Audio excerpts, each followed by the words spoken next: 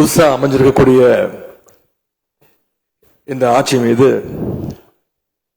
இன்னைக்கு நம்பிக்கை வாக்கெடுப்பு நடக்க போகுது. அதற்கு முன்பு வாக்கு எண்ணிக்கை தொடங்கி கடந்த 10 நாட்களாக இன்னைக்கு வரைக்கும் இந்த ஆட்சியில் ஒவ்வொரு நாளும் என்னென்ன நடந்திருக்குங்கிறத எதிர்கட்சியாக சில விமர்சனங்களோடு இங்க வைக்க நான் விரும்புகிறேன். முதல்ல தமிழக வெற்றி கழகம் ஆட்சி அமைக்கணும்னு பெரும்பான்மையான மக்கள் உங்களுக்கு வாக்களிக்கவில்லை.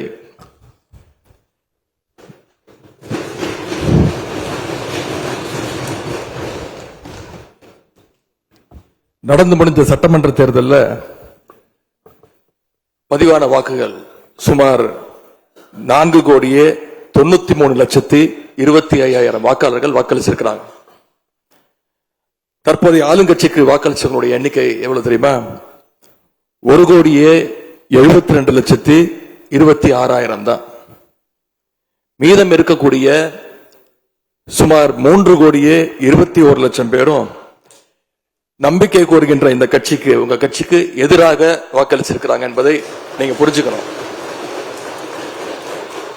அதாவது கிட்டத்தட்ட 65% மக்களால நிராகரிக்கப்பட்ட ஒரு ஆட்சி மேல எங்களுக்கு மட்டும் இல்ல, உங்களுக்கு வாக்களிச்ச மக்களுக்கே கொஞ்சம் கொஞ்சமா நம்பிக்கை குறைஞ்சிட்டு வருது.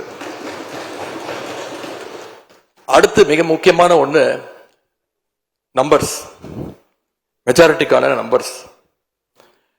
நம்முடைய சட்டமன்றம் 234 உறுப்பினர்களை கொண்டது. மேஜிக்கல் நம்பர்னு சொல்லுவாங்க. 118 உறுப்பினர்களை கொண்ட ஒரு கட்சியோ ஒரு கூட்டணியோ தான் ஆட்சிக்கு வர முடியும். இப்ப நம்பிக்கை கோருகின்ற இந்த கட்சிக்கு, உங்க கட்சிக்கு அந்த நம்பர்ஸ் இருக்கான்னு கேட்டா இல்ல. 108 இடங்கள் தான் இருக்கு.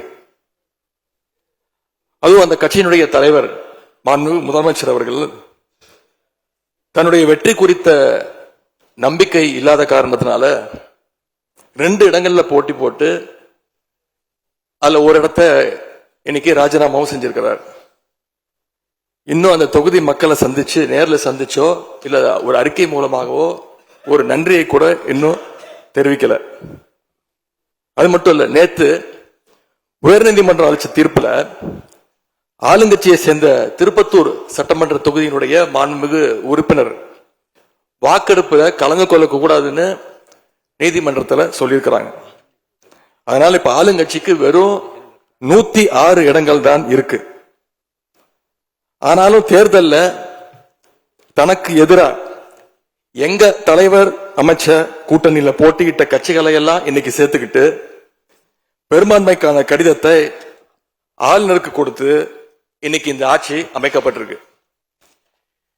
இந்த ஆட்சிக்கு இன்னைக்கு ஆதரவு தெரிவிச்சிருக்கக்கூடிய இந்திய கம்யூனிஸ்ட் கட்சி, மார்க்சிஸ்ட் கம்யூனிஸ்ட் கட்சி, இந்திய யூனியன் முஸ்லீம் லீக், விடுதலை சிறுத்தைகள் கட்சிகளை சேர்ந்த மதிப்பிற்குரிய தலைவர்கள் எல்லாம் சொன்ன காரணம், இந்த ஆட்சியை நாங்க சப்போர்ட் பண்றோம் அப்படின்னு அவங்க சொன்ன காரணம், குடியரசுத் தலைவர் ஆட்சி அமைஞ்சிடக்கூடாது என்ற எண்ணத்துல உங்களுக்கு வெளியில இருந்து ஆதரவு தரோம் அப்படின்னு தெளிவா சொல்லியிருக்கிறாங்க.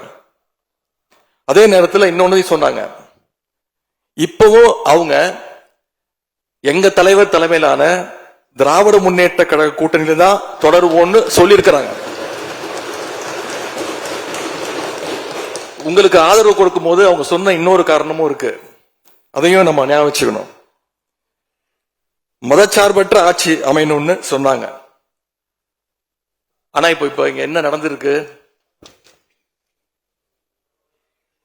உங்க கொள்கை எதிரின்னு சொன்ன பாஜக தலைமையிலான என்டிஏ கூட்டணியில போட்டியிட்ட ஒரு சட்டமன்ற உறுப்பினரை அந்த கட்சி தலைவருக்கே தெரியாம, அந்த கட்சி தலைவருக்கு தெரியாம திருட்டுத்தனமாக இந்த ஆட்சிக்கு ஆதரவு தர வச்சிருந்தீங்க. இப்ப நான் சொல்றது ரொம்ப டீசென்டான வெர்ஷன். அந்த திருட்டுத்தனமான வார்த்தையை மட்டும் நிக்கிறேன். அந்த கட்சி தலைவருக்கே தெரியாம இந்த ஆட்சிக்கு ஆதரவு தர வச்சீங்க. இப்ப நான் சொல்றதுலாம் ரொம்ப டீசென்டான வெர்ஷன். அந்த கட்சி தலைவர் உட்காருங்க உட்காருங்க. உங்களை சொல்ல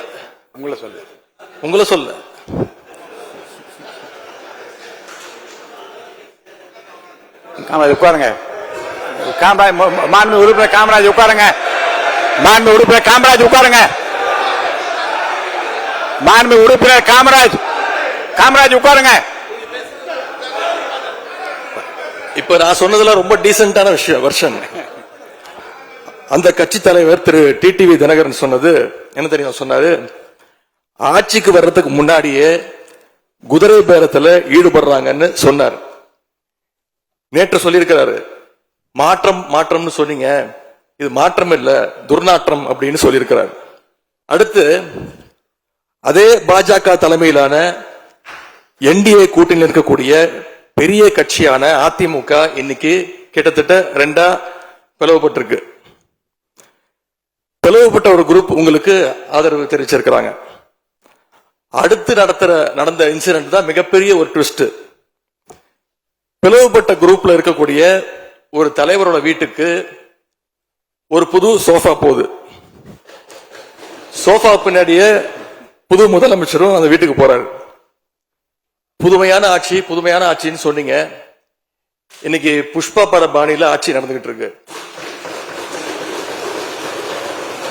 தமிழ்நாட்டு வரலாற்றிலேயே முதன்முறையாக, இந்திய வரலாற்றிலேயே முதன்முறையாக ஒண்ணு நடந்திருக்கு. என்னன்னா, கட்சி தாவறதுக்கு முன்னாடியே அந்த குரூப் தலைவர் வீட்டுக்கு போய் இவ்வளவு ஓப்பனா அவங்களுக்கு இன்விடேஷன் கொடுத்ததை இதுவரைக்கும் இந்தியாவில் யாருமே பார்த்தது கிடையாது. இதை பார்த்துட்டு மக்கள் இன்னைக்கு என்ன தெரியுமா கேட்கிறாங்க? சேஞ்சுன்னு சொன்னீங்களே, இந்த சேஞ்சுக்கு பின்னாடி மிகப்பெரிய எக்ஸ்சேஞ்ச் இருக்கோ அப்படின்னு மக்கள் சந்தேகப்படுறாங்க. இப்படிப்பட்ட ரொம்ப புதுமையான வித்தியாசமான செயல்பாடுகளால நம்பிக்கை வாக்கெடுப்பு கோரும் முன்பாகவே இந்த ஆட்சி அவங்களுக்கு வாக்களிச்ச மக்களுடைய நம்பிக்கையை இழந்துருச்சு. இவங்களுக்காக ஆதரவு கொடுத்த எங்க தோழமை இயக்கங்களுடைய நம்பிக்கையையும் கொஞ்சம் கொஞ்சமா சிதைச்சுக்கிட்டு இருக்கு. தேர்தல் நேரத்தில் ஊழல் சக்தின்னு சொன்னீங்க. ஆனா இன்னைக்கு சோசியல் மீடியால மக்கள் உங்களை பார்த்து கேள்வி கேட்க ஆரம்பிச்சிட்டாங்க. என்ன கேட்கிறாங்க தெரியுமா? அந்த ஊழல் சக்தியோடு சேர்ந்து இருக்கக்கூடிய ஆளுங்கட்சிய இப்ப என்ன சக்தின்னு கூப்பிட போறாங்க? கிளீன் கவர்மெண்ட் சொன்னாங்க. இதுதான் உங்க கிளீன் கவர்மெண்ட் லட்சணமானு மக்கள் கேட்க ஆரம்பிச்சிட்டாங்க.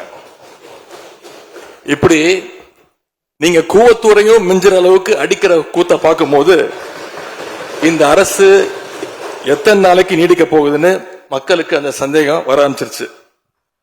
முதல் கோணலே முற்றிலும் கோணல்ன்ற மாதிரி உங்க நடவடிக்கை எல்லாமே இன்னைக்கு மீம் கண்டென்ட்டா மாறிடுச்சு.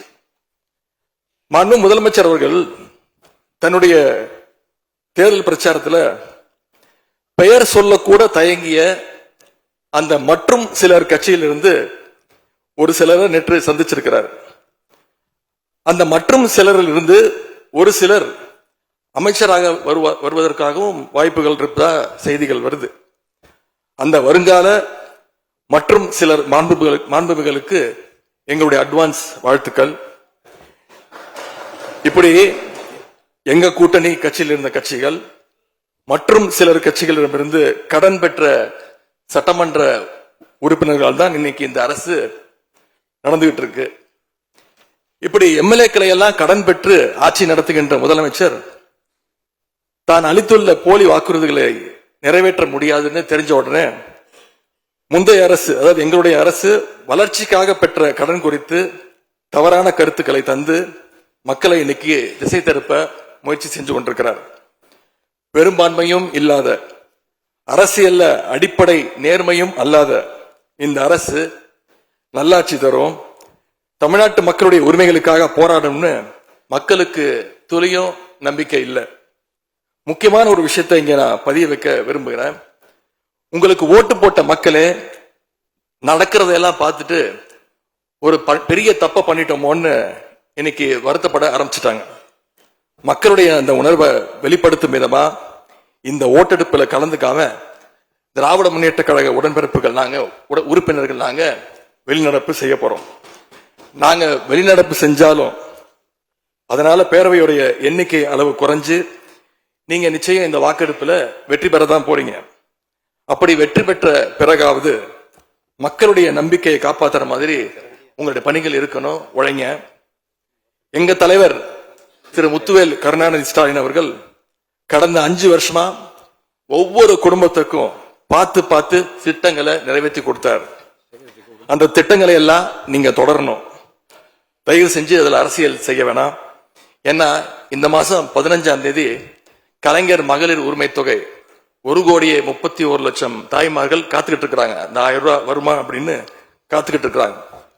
அதே மாதிரி புதுமை பெண் திட்டம், தமிழ் புதுவன் திட்டங்கள்ல காலேஜ் போற ஸ்டூடெண்ட்ஸ் அவங்களுக்கு வர மாசம் மாசம் வர கல்வி ஊக்கத்தொகை 7ஆம் தேதி கொடுத்துருக்கணும், இது வரைக்கும் வரல, அவங்களும் காத்துக்கிட்டு இருக்கிறாங்க. இப்ப ஸ்கூல் இல்லைனாலும் ஜூன் 2ஆம் தேதி ஸ்கூல்ல ரீஓபன் பண்ண போறாங்க. அப்ப காலை உணவு திட்டத்துக்காக பள்ளி மாணவர்கள்லாம் காத்துக்கிட்டு இருக்கிறாங்க. இப்படி பல்வேறு திட்டங்கள் இருக்கு. நான் முதல்வன் திட்டம், தாய் மாணவர், அன்பு கரங்கள்னு பல்வேறு திட்டங்களுடைய பயனாளிகள்லாம் ஆவலோடு காத்துக்கிட்டு இருக்காங்க. இந்த அரசு என்ன செய்ய போகுதுன்னு காத்துக்கிட்டு இருக்காங்க. அதனால நான் உங்ககிட்ட கேட்டுக்கொள்றது, மாண்புமிகு முதலமைச்சர் அவர்கள் பதவியேற்றதும் தன்னுடைய முதல் உரையில அவகாசம் வேணும்னு கேட்டீங்க. நிச்சயம் அவகாசம் எடுத்துக்கோங்க. ஆனா காத்துக்கிட்டு இருக்க அத்தனை பேரையும் ரொம்ப காலம் காக்க வச்சிடாதீங்க. அது மட்டும் இல்ல, தேர்தலுக்கு முன்னாடி பல கவர்ச்சியான வாக்குறுதிகளையும் நீங்க கொடுத்திருக்கிறீங்க. மக்கள் அதுவும் ஞாபகம் வச்சிருக்கிறாங்க. மகளிருக்கு மாசம் 2,500 ரூபாய், ஆண்டுக்கு 6 சிலிண்டர், தங்க செயின், மோதிரம், பட்டுப்புடவை, வேலையில்லா இளைஞர்களுக்கு உதவித்தொகைன்னு அந்த லிஸ்டும் நீண்டுட்டே இருக்கு. பெரிய லிஸ்ட் தான். அதுல ஒரு சில வாக்குறுதிகளாவது முதல் கையெழுத்துல நீங்க நிறைவேற்றுவீங்கன்னு மக்கள் எதிர்பார்த்தாங்க. நீங்க வாக்குறுதிகளை சொல்லும் போது நடைமுறைக்கு சாத்தியமானதை மட்டும்தான் சொல்றேன்னு எல்லா கூட்டத்திலையும் திரும்ப திரும்ப சொல்லியிருக்கிறீங்க. எனவே அதை விரைந்து செஞ்சு காட்டுங்க. இந்த நேரத்தில் எங்க திராவிட மாடல் ஆட்சியை பத்தி நான் ஒன்னே ஒன்று மட்டும் குறிப்பிட விரும்புறேன். நாங்க ஆட்சிக்கு வரும்போது 2021 கடுமையான கோவிட் பெருந்தொற்று காலம், செகண்ட் வேவ். அப்ப மாநிலத்துடைய பொருளாதார வளர்ச்சி எவ்வளவு தெரியுமா? வெறும் 0.7%. அந்த நிலையிலையும் எங்க தலைவர், எங்க முதலமைச்சர் அப்போ முதல் கையெழுத்திலேயே மகளிருக்கு விடியல் பயண திட்டத்தை கொடுத்தார். முதல் நாளே எல்லா குடும்பங்களுக்கும் 4,000 ரூபாய் லாக்டவுன் உதவித்தொகையை எங்க முதலமைச்சர் கொடுத்தார். ஆவின் பால் விலை குறைப்பு, இப்படி முதல் நாளே 5 கோப்புகள்ல கையெழுத்து போட்டார். ஒரே மாசத்துல தேர்தல் அறிக்கையில சொன்ன மாதிரி பெட்ரோல் விலைய லிட்டருக்கு 3 ரூபாய் குறைப்பதற்கான உத்தரவையும் எங்க முதலமைச்சர் போட்டார். இப்படி கடுமையா உழைச்சதுனாலதான் இன்னைக்கு 5 ஆண்டு முடிவில் இந்தியாவிலேயே பொருளாதார வளர்ச்சியில நம்பர் 1 மாநிலமாக இன்னைக்கு தமிழ்நாட்டை எங்களுடைய தலைவர் மாத்தி காட்டியிருக்கிறார். நாங்க நம்பர் 1 மாநிலமா மாத்திட்டு தான் ஆட்சியை விட்டு போயிருக்கோம். உங்க ஆட்சியை பொறுத்த வரைக்கும் வெறும் இன்ஸ்டாகிராம்ல ரீல்ஸ் ஆட்சியா இல்லாம ரியல் ஆட்சியா நடத்துங்க. அது மட்டும்தான் மக்களுடைய கோரிக்கை. எங்களுடைய தலைவர், திராவிட முன்னேற்ற கழகத்துடைய தலைவர் முத்துவேல் கருணாநிதி ஸ்டாலின் அவருடைய கட்டளையின்படி நீங்க ஆட்சியை தொடர நாங்க தடையா இருக்க விரும்பல. அந்த வகையில பேரவையிலிருந்து நாங்க வெளிநடப்பு செய்யறோம். நன்றி, வணக்கம்.